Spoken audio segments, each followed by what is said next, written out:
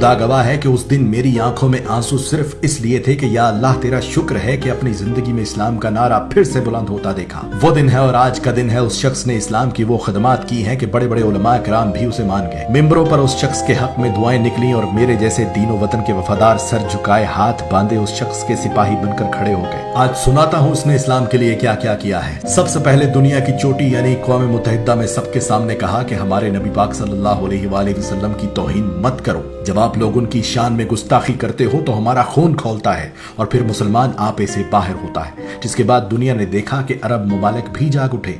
रूसी सदर प्यूटन ने भी हाँ में हाँ मिलाई। चेचनिया के मुसलमान अश अश कर उठे। उर्दगान ने गले से लगाया। मोहम्मद बिन सलमान चलकर पाकिस्तान आया। मलेशिया, कतर, अमारात, ईरान, अफगानिस्तान, बांग्लादेश, गर्ज हर मुसलमान मुल्क ने उस शख्स को खराज तहसीन पेश किया। इसी इस्लामी जमहूरिया पाकिस्तान में कुरान मजीद और दीगर पाक किताबों के लिए इम्पोर्ट किए जाने वाले पेपर तक पे टैक्स लगा हुआ था, जो टैक्स इस इमरान खान ने खत्म कर दिया कि दीनी कुतब हर पाकिस्तानी कम से कम हदिया में खरीद सके। समुंदर पार श्रीलंका में वबा से मरने वालों को जला दिया जाता था। वहां के मुसलमानों की दुहाई सुनकर इस इमरान खान ने श्रीलंकन हुक्मरान को इस बात पर कायल किया कि मुसलमानों को अपने प्यारों को जनाजे पढ़ाने दो, जिसकी बात मानते हुए श्रीलंका की हुकूमत ने कानून बदल दिया। सरवरे कायनात की विलादत पर दरूदो जिक्र मुस्तफ़ा और असम्बलियों में चरागा करके इस वतन की फिजाओं को हजूर के जिक्र से मुअत्तर कर दिया। रहमतुल लिल आलमीन एकेडमी बना दी कि जिसमें उलमा इकराम को शामिल किया और कहा इस कौम के बच्चों को नबी पाक सल्लल्लाहु अलैहि वसल्लम की जिंदगी पर चलना सिखाएं। स्कूलों, कॉलेजों, यूनिवर्सिटियों में कुरान पाक उर्दू में पढ़ना लाजिम करार दे दिया कि इसके बगैर डिग्री भी नहीं दी जाएगी। इय्याक नअबुदु व इय्याक नस्तईन का विर्द करने वाले इस इमरान खान का चर्चा पूरी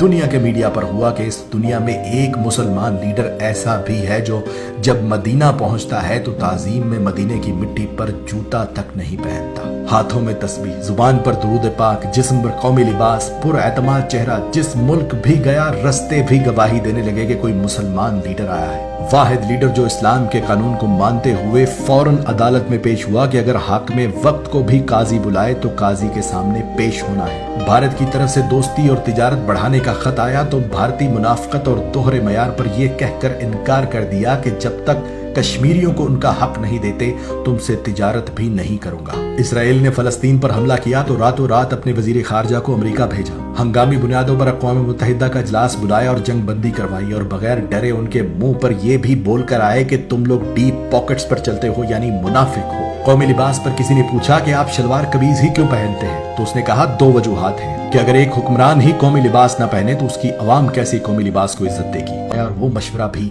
मजाक में उड़ा दिया गया। पहला वजीर आजम जिसको ख्याल